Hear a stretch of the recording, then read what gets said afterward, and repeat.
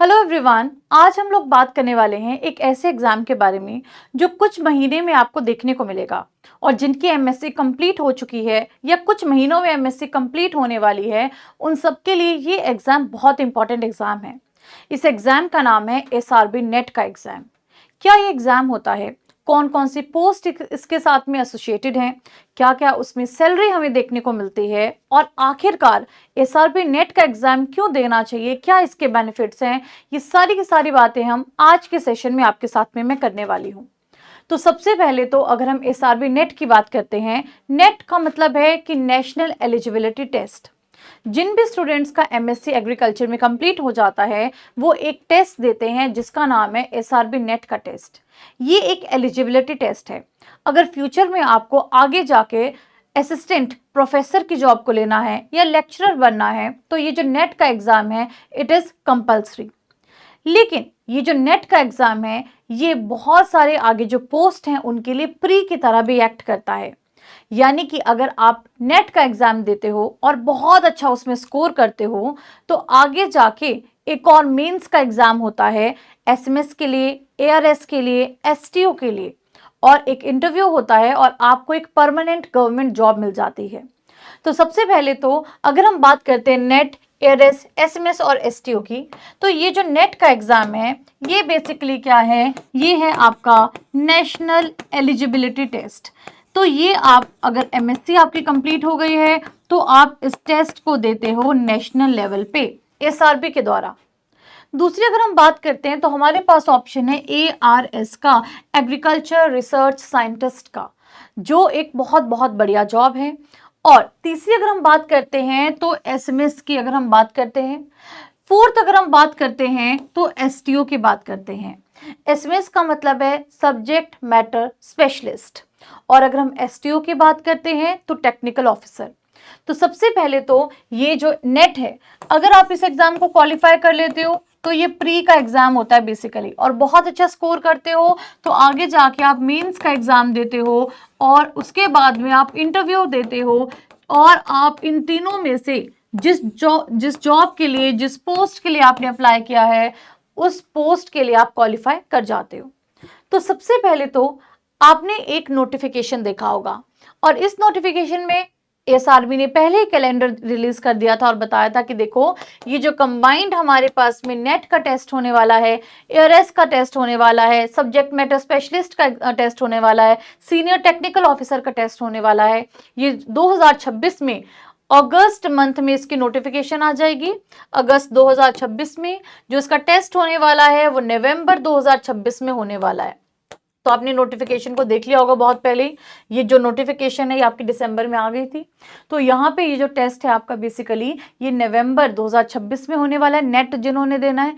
लेकिन जिन्होंने आगे जाके मेंस के लिए भी तैयारी करनी है तो नेट जो है एज अ प्री एक्ट करेगा और अल्टीमेटली जो कंबाइंड टेस्ट होने वाला है मेंस का वो मार्च 2027 में होने वाला है। तो बेसिकली अगर हम नेट की बात करते हैं तो ये क्वालिफाइंग एग्जाम है। अगर आपको असिस्टेंट लेक्चरर की जॉब के लिए जाना है, प्रोफेसर की जॉब के लिए जाना है तो इस टेस्ट को क्वालिफाई करना बहुत बहुत ज़्यादा आपका ज़रूरी होता है। तो किसी भी यूनिवर्सिटी में अगर आपको प्रोफेसर बनना है। दूसरी चीज़ की अगर हम बात करें, ये जो एसआरबी है ये नेट का सर्टिफिकेट इशू करता है किस पे, डीजी लॉकर ऐप पे। तो बेसिकली जब आप नेट को क्वालिफाई कर लेते हो तो कुछ टाइम के बाद जब सारे आपकी जितनी भी मैंने आपको पोस्ट बताई उन सबके एग्जाम वगैरह हो जाते हैं तो लास्ट में जो आपका सर्टिफिकेट है वो आपको डीजी लॉकर ऐप पे डिजिटल फॉर्मेट में देखने को मिलता है। लेकिन एलिजिबिलिटी क्या है, अगर आपने अपना मास्टर्स एग्रीकल्चर में किया है और आपकी अगर मिनिमम एज 21 साल है, जैसे अगर ये पुरानी नोटिफिकेशन है तो वहाँ पे ना डेट दी गई होती है कि अगर इस पर्टिकुलर डेट पे आपकी जो एज है वो 21 साल है तो आप एलिजिबल हो, और कोई भी अपर एज लिमिट नहीं है, आप जितने मर्जी साल तक नेट का एग्जाम दे सकते हैं। दूसरी अगर हम बात करते हैं तो अगर आपका मास्टर्स एग्रीकल्चर में है, किसी पर्टिकुलर यूनिवर्सिटी से है और एग्रीकल्चर में है, मास्टर्स डिग्री है आपकी, तो आप इस एग्जाम के लिए एलिजिबल हो। कोई ऐसी यूनिवर्सिटी जो कि गवर्नमेंट ऑफ इंडिया ने क्या की है, रिकॉग्नाइज की है। नेक्स्ट बात करते हैं क्या ये एग्जाम होता है, क्या इसका पैटर्न रहता है? तो इस एग्जाम में बेसिकली आपको 150 नंबर ऑफ क्वेश्चंस देखने को मिलते हैं, जिस सब्जेक्ट में आपने डिग्री की है उसी सब्जेक्ट के। एक एक नंबर का हर एक क्वेश्चन होता है, तो 150 नंबर का ही पेपर होता है। 2 घंटे का ही पेपर होता है। नेगेटिव मार्किंग होती है, जी हाँ होती है। 1/3 यहाँ पे आपको नेगेटिव मार्किंग देखने को मिलती है प्री के या फिर आप बोल लीजिए नेट के एग्जाम में।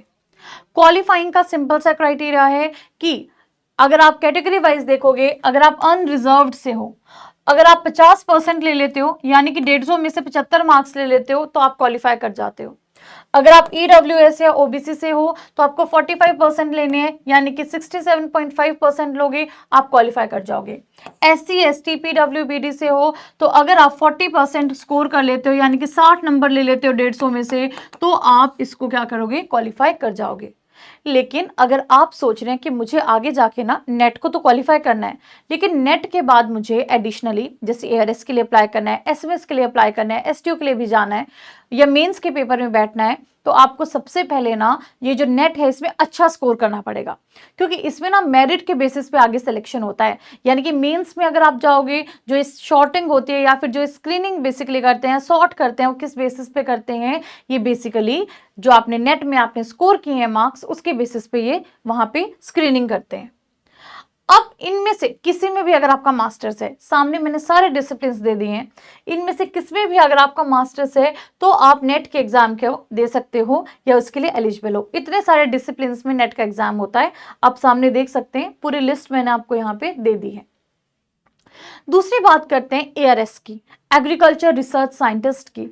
बहुत ही प्रेस्टिजियस पोस्ट है, एग्रीकल्चर की फील्ड में बहुत बहुत बढ़िया ये पोस्ट है।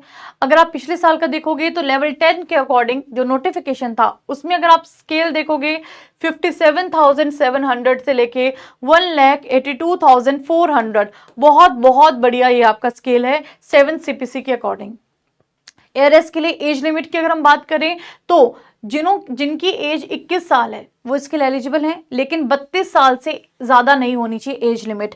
वहां पे ना लिखा होता है ऑन, जब नोटिफिकेशन आता है ऑन दिस, इस डेट तक आपकी जो एज है वो मिनिमम 21 और 32 से ऊपर नहीं होनी चाहिए। ठीक है, यानी कि वहां पे आपकी 32 एज नहीं होनी चाहिए, इस डेट तक आपकी एज 32 नहीं होनी चाहिए, सिंपल सी बात। ठीक है, तो वहां पे पर्टिकुलर उन्होंने डेट दी होती है कि इस डेट तक आपकी एज लिमिट इतनी रहनी चाहिए। दूसरा, इसके लिए क्या है, एक प्री का टेस्ट होता है। प्री का टेस्ट वही है जो आप नेट का एग्जाम दोगे ना, वही इसका प्री है। दूसरा मेंस का एग्जाम होता है, डिस्क्रिप्टिव एग्जाम होता है। तीसरा क्या होता है, एक इंटरव्यू होता है। तो ये इसका पूरा सिलेक्शन प्रोसीजर रहता है। तो अल्टीमेटली अगर आप देखोगे तो 150 नंबर का जो हमने बोला नेट का टेस्ट प्री का, वो यहाँ पे रहने वाला है। मेंस की अगर आप बात करोगे 300 नंबर का आपका मेंस का डिस्क्रिप्टिव एग्जाम होता है और 3 घंटे का होता है, और जो इंटरव्यू है वो आपका 45 मार्क्स का यहाँ पे रहता है। नेक्स्ट बात करते हैं एसएमएस एंड एसटीओ के लिए। जो सब्जेक्ट मैटर स्पेशलिस्ट हैं या सीनियर टेक्निकल ऑफिसर्स हैं उनके लिए भी सेम ही चीज फॉलो होती है।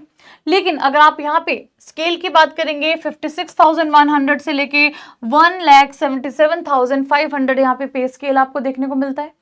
एज लिमिट की अगर हम बात करते हैं 21 साल मिनिमम इसमें एज लिमिट है, लेकिन 35 नहीं होनी चाहिए। यहाँ पे भी डेट लिखी होती है कि इस डेट तक आपकी एज लिमिट जो है 35 नहीं होनी चाहिए।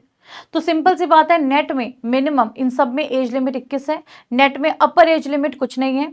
एआरएस में अगर आप अपर एज लिमिट देखोगे तो 32 साल तक आपकी नहीं होनी चाहिए, यानी कि 21 से लेकर 32 साल से कम एज होनी चाहिए। अगर आप यहाँ पे एसएमएस और एसटीयू के लिए देखोगे तो आपकी जो एज लिमिट है 21 साल से लेकर 35 नहीं होनी चाहिए, 35 से कम ही होनी चाहिए। ठीक है, तो ये हमारे पास में एज लिमिट है। अब यहाँ पे अगर आप देखोगे तो यहाँ पे सीबीटी होता है, वही जो प्री हम नेट की बात कर रहे थे। दूसरा, इसके लिए भी सेम डिस्क्रिप्टिव एग्जामिनेशन जो कंबाइंड होता है, एंड अल्टीमेटली यहाँ पे भी जो पर्सनल इंटरव्यू है वो 45 मार्क्स का आपको देखने को मिलता है। अब आप बोलोगे मैम ठीक है, लेकिन हम नेट क्यों करें? पहली चीज, नेट क्या करता है, आपको जॉब अपॉर्चुनिटी देता है।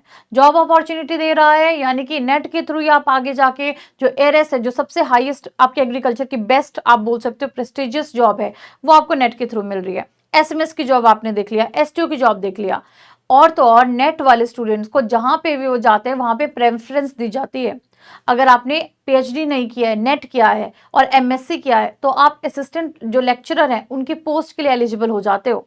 दूसरी अगर हम बात करते हैं तो सबसे पहले बहुत सारी जगह पे जो एसेंशियल क्वालिफिकेशन है, नोटिफिकेशंस देखना, वहां पे एमएससी प्लस नेट लिखा होता है, डिजायरेबल में नेट लिखा होता है।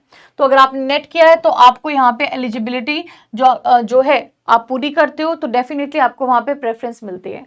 दूसरा, अगर आपने नेट कंप्लीट किया है तो वो बताता है कि भाई इसने नेट कंप्लीट किया है, यानी कि ये बहुत बहुत बढ़िया परफॉर्मर है, या आप ये बोल लीजिए कि इनको अपने सब्जेक्ट का अच्छा खासा नॉलेज है। तो दूसरी चीज क्या है कि आपकी सीवी में एक वैल्यू ऐड करता है। तीसरा, बहुत जगह पे जो नेट है, नेट के बेसिस पे रिक्रूटमेंट्स होती हैं, या फिर जो नेट वाले कैंडिडेट्स होते हैं उनको वहां पे प्रेफर किया जाता है। इंटरव्यू में बहुत जगह पे आपको एक्स्ट्रा मार्क्स नेट में देखने को मिलते हैं। कई जगह पे तो जो नेट क्वालिफाइड कैंडिडेट्स हैं उनको एक्स्ट्रा सैलरीज भी दी जाती हैं। फ्यूचर के लिए या फिर आपके करियर के लिए सीवी को स्ट्रॉन्ग बनाने के लिए जो नेट है वो इंपॉर्टेंट रोल प्ले करता है। तो इसीलिए अगर आपने मास्टर्स को कंप्लीट कर लिया है तो डेफिनेटली आपको नेट का एग्जाम देना चाहिए। एक मैं आपको यहाँ पे फोटो दिखाती हूँ, जैसे यहाँ पे एक पोस्ट थी जो कि यंग प्रोफेशनल की थी। आप देखेंगे यहाँ पे एमएससी इन फ्लोरिकल्चर मांगा था एक जगह पे, लेकिन वहां पे नेट क्वालिफाइड भी लिखा था, और डिजायरेबल में तो पीएचडी था, लेकिन नेट क्वालिफाइड यहाँ पे दिया था एसेंशियल्स में। इसीलिए आपको डेफिनेटली एक बार तो नेट का एग्जाम जरूर देना चाहिए। अगर आपको कोई भी क्वेरी है नेट के एग्जाम को लेके तो आप मेरे साथ मेरे टेलीग्राम चैनल पे प्रियंका मैम PW और डिस्कशन ग्रुप पे प्रियंका मैम PW डिस्कशन, इस पे भी कनेक्ट कर सकते हैं। या कोई भी आपकी क्वेरी है तो कमेंट सेक्शन में जरूर बताइएगा, मैं डेफिनेटली आपकी जो क्वेरी है उसे रिजॉल्व करूंगी। Thank you so much everyone, मिलते हैं नेक्स्ट वीडियो में।